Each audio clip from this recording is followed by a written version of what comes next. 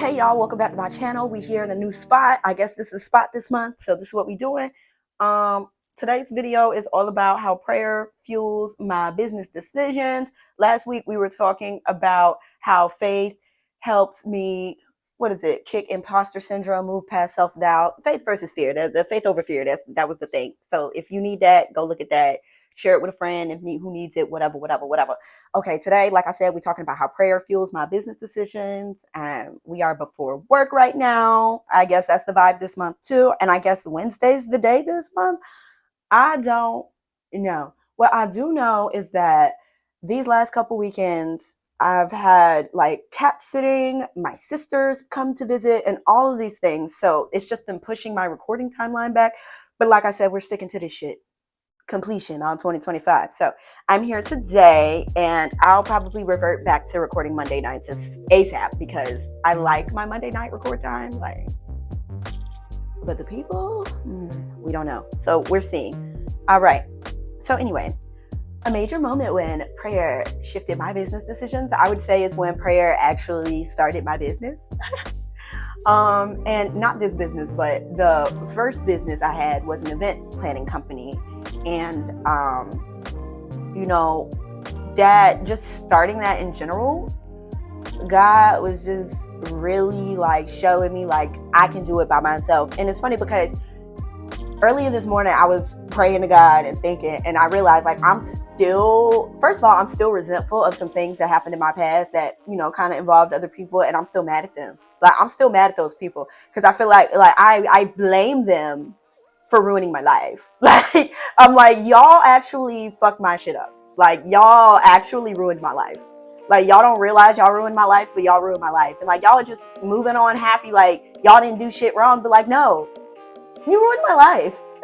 You deconstructed everything in my life. You made me have to go back to the drawing board and start all the way the fuck over at like 21.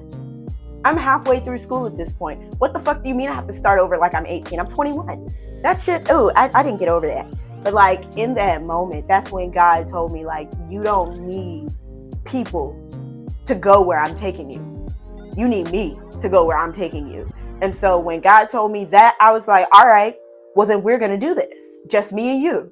I don't need nothing extra attached to my name other than Jesus to get me to where I'm going to go. I don't have to network. God is my network.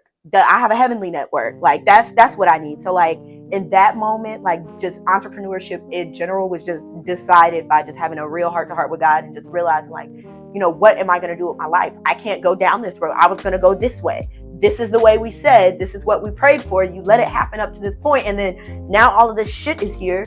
What am I supposed to do? Where am I supposed to go? And so like that right there, like that moment, like that changed everything for me, like everything. I knew in that moment that I was no longer pouring all of myself into something that was not for me. Like I couldn't do it anymore. Like it exhausted so much of my energy to pour in that way and to like receive nothing. Like I got nothing for that. Like I got nothing. Like I came out of that shit with nothing, which I guess is the best thing to come out with is nothing, no changes. But like, nah, bro, that shit fucked with me for a long time, like a long time. Like I'm just now, like even like now I'm realizing like, yo, I'm still mad about that shit. Like I'm still mad. Like I be mad. So whew. If you've ever struggled with making like the right decision or like praying for decision making at all, like that's what this video is going to talk about. We're going to talk about the role prayer plays in that, and then also like ways that you can invite God into not only just your business but like your life. I feel like, because I don't feel like people really know how to invite the Holy Spirit to like move in an authentic way. And I feel like that's the thing that we have to understand, is that like the authenticity of it is really what matters. It's always been about intention. It's always been about heart posture. It's never been about the words you choose or how fancy you say them. It's always been about where do you stand with the Lord, like in spirit, like where do you stand? It's like Peter, I'm sure he did not have the best vocabulary. This nigga was cutting off ears and shit. Like I'm quite certain he was just not the best communicator. I just, based on the things I've read, I can pretty much say like, if you won't smoke, it's up. That's how it was with Peter. But like, God loved that shit because he was real with it. Like, he was real with it. Like, that's who he was. And he was 10 toes down for Jesus. Like, he was all the way like that for Jesus. Like, all the way like that. And I feel like that's what we have to tap into. So when I'm saying like how to like invite God into that space, you got to get raw. Like, you got to be willing to like let the mask down. Come on. You got to be willing to unmask, unveil, like really like let it go and like be completely honest with God. Like, he wants that. Like, and sometimes it might hurt his feelings, and God, sometimes you might feel bad for saying crazy things to him, but like, talking to God is better than not. So even if you gotta say some crazy shit, I would say it. That's me. Okay, so let's get into the main topic: how prayer fuels my business decisions. Okay, so prayer is essential in business and mine specifically because trusting in the Lord with all your heart and leaning not on your own understanding. Baby, when God told me that I don't need people to go where he's taking me, at that moment, I knew I didn't even know where the fuck I was going. I had this whole thing lined up that we were going this way to this thing. And he's like, well, actually, you're not. But I'm glad you're driven enough to like go towards something so big because I'm going to take you over here. And I feel like that's really what that was. Like, he was like, oh, you want this? You want that? Go get it. I'm going to give you a little head start. Go. Yeah, let me see how hard you go. And he saw me going hard. He was like, oh, you can do that for me. Bet. And then he snatched my little happy ass up and was like, bet, come do this for me. Even though it stressed me out.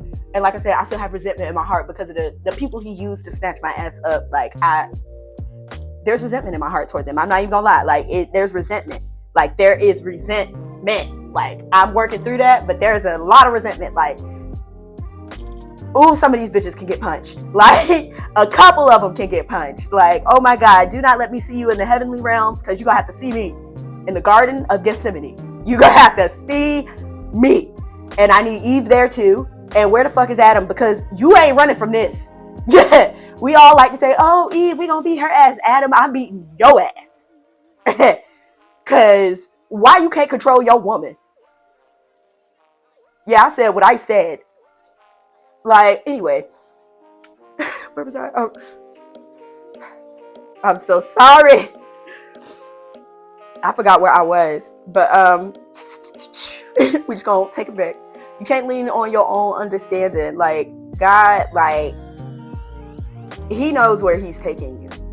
He knows where he's pushing you to go.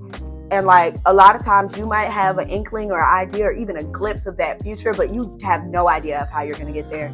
I thought I was going to get to that vision at the end of the tunnel one way, and I ended up going the long way around that bitch. Like, God took me to a fucking detour. Okay? I was in the goddamn wilderness. I'm still here. Like, I'm still here. Like, that is how I feel.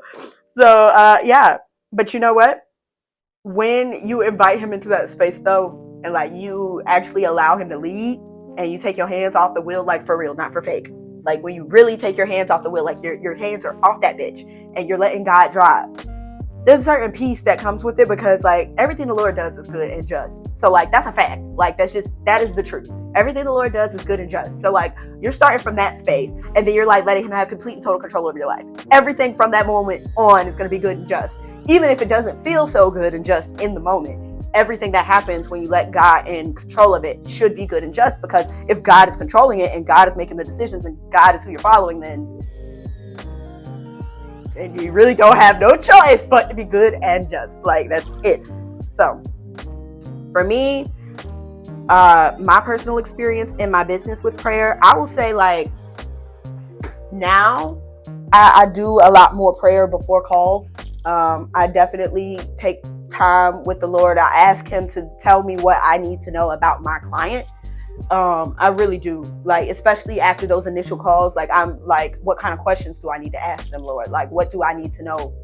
And so that's the main thing that I focus on when I'm praying in those spaces. And then also, like, while I'm creating, I'm like praying, like, God, show me inspiration, like, give me people to look at, tell me what to type. Like, things like that. So that's how it like influences me. Like that's why it's essential for me, like that whole process of like being so intimate with someone's purpose, because that's another thing. Like I'm a purpose worker. Like I don't work with people who just have businesses. You need to be having more than that, because like everybody can have a business and you can pay any old consultant to do it, like to get you some money. That's cute. I'm not trying to get money. I'm trying to win souls for the Lord. So like when I'm going out and I'm telling people like, hey, I want to brand your purpose. No, it's not like, oh, I want to make money off of you. Like, yeah, I need to make money off of you because I need to survive. But like, let me be very fucking clear. I am trying to win souls for the Lord. I am actively like trying to make your message digestible so that the God can get the glory at the end. Like that's what I'm doing. Like that's what I'm doing. I'm not even concerned about the numbers and the metrics. Fuck that.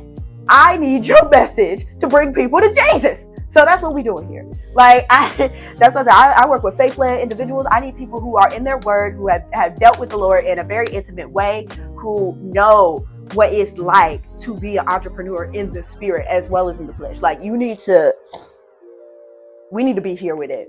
And even if you're not here with it spiritually, like the capacity for you to get there should match. Like your capacity should match mine. Like even if I'm taking you to a new place you haven't been in your business, and pushing you into a place with God that you haven't been in your business, your capacity has to be there. So that's really like my personal experience with prayer, like inside of my business, like, and that's the way that it directly affects like my clients. I mean, that's like the biggest piece of my business, is just being able to communicate with God about my client throughout the process of working with them. And like, yeah, I'll like look stuff up, I'll research, I do all of that. Like it's necessary, of course, it's part of marketing research. But like at the end of the day, like there are some things that can only be told to you through the Lord. Like there's some stuff that like that little secret sauce for my business is Jesus. He provides me my secret sauce. People be like, oh, how do you stand out? I stand out because I'm led by Jesus. Like I let God lead my business and make me stand out. I let his light shine through my business. That stands it out. You can't stand out more than the Father, Son, and Holy Spirit. You can't stand out more than that. There's nothing brighter than that. So that's that. So my personal prayer strategy for business would be like a daily surrender. Okay, nah, this is for my life. God damn. The fuck? I can never cry. But yeah, no, I do a daily surrender. So like every morning, like, and y'all, this is something that I stepped into, then I stepped out of, and now I'm stepping back into it. But yeah, like being with God every morning, like first thing, as soon as I wake up, first thing I do is like try to talk to Jesus, and I'm like restarted that habit back, and then like reading my Bible and like getting like very close to God first thing in the morning, just because that's my source, like that's the source for the day. But like also, I don't know where he's going to take me. Like he could send me to be at somebody's like establishment or go talk to somebody, and like that could be for my business, and I just have no idea. So the daily surrender matters so much. I would say listening, journaling, and then also being with the right spiritual community. Like I said, King's Daughters Connect, that's a really good organization, especially if you're like in college or like early adulting. Like that's a good organization to be a part of, because like we really do talk to each other. We talk about the real shit we going through, like, and it gets raw. Like that's like the first group of ladies that I would say like really talk about, and they're not scared to like get deeper than what church does. Like they go deeper than I feel like most churches do. Like church like gives really pretty put together messages that are general for the public, but like with this organization, like we talk about real shit. Like we talk about the spiritual warfare, we talk about the strongholds, we talk about breaking curses and demons and spiritual attacks and all of those things that are very real and very much happening in your life. Like it's not a cute message every time you come into KDC. It's definitely raw. Like I love that for them, I love that for me, I love that for us. All right.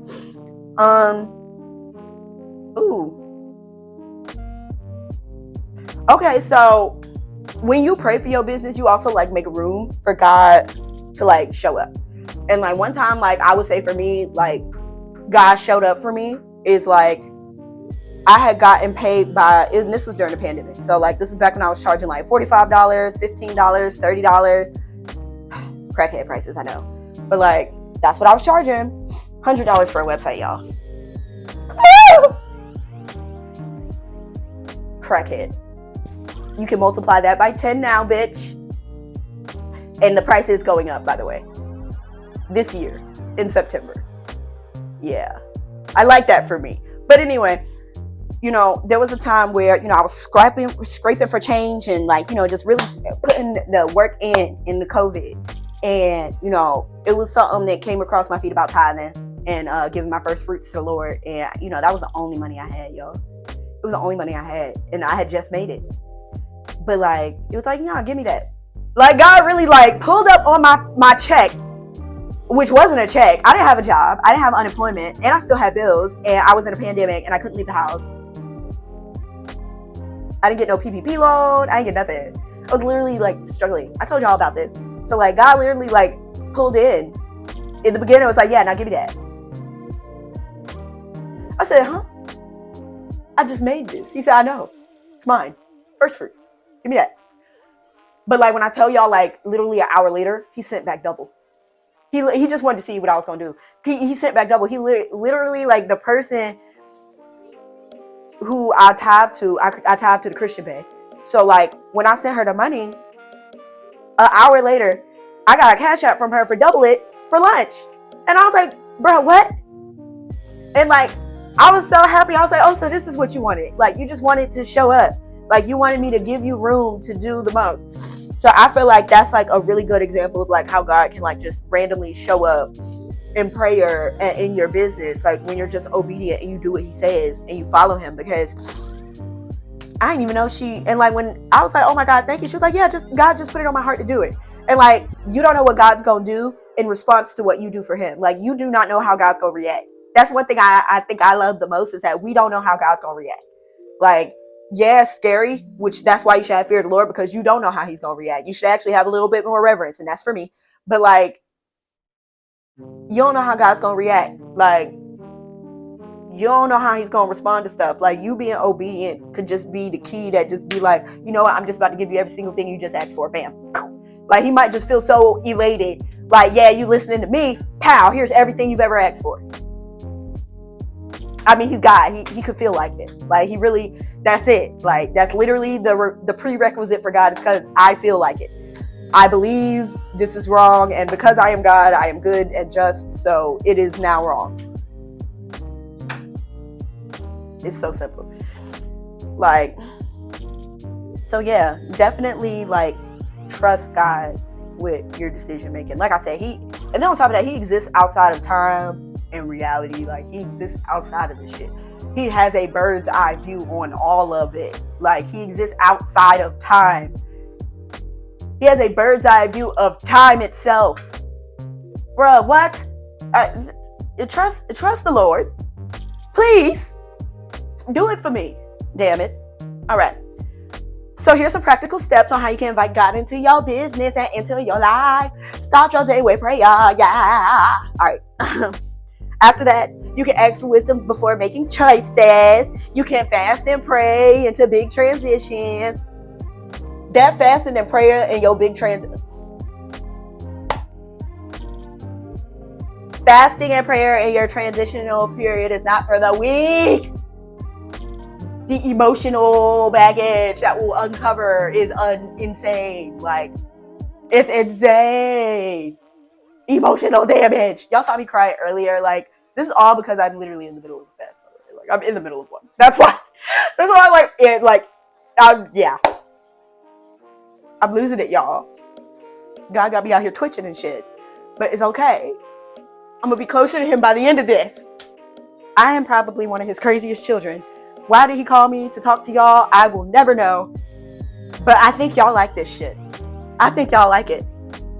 So we gonna keep it going. So the main thing is the main thing. Prayer ain't no last resort, ho. It's the only option. It is not the last resort. It is the first thing you need to be doing. It is the equivalent of breathing and eating and survival. Prayer, same thing.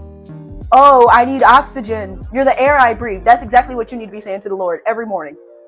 You are the breath of my life. Because literally, the breath of your life. Every time I breathe, I say your name on purpose because I love you. You need to be doing that every day. Also, trusting God in your business and your life, it just gives you so much peace and clarity. You just, you relax. You really don't need for anything because you know it's going to be provided. Like, that's really what it is. You don't want or ask for nothing because it's going to be provided. So, let me know how prayer has shaped a decision in your life. Drop it in the comments because I want to see your stuff. Talk to me. Y'all never talk to me. Talk to me back, hoes. Anyway, I love y'all. Have a good day. And next week we will be talking about, we will be talking about how failure fuels my growth and then some lessons from my journey. Y'all, I can't wait to talk about next week. Failure? Oh, I got hella stories for failure. Like, let me talk to you about failure. I can talk to y'all about failure. I know that's like, what, bitch? But yes, I can. Yeah. All right. I hope y'all have a wonderful day. Thank you for tuning in with me.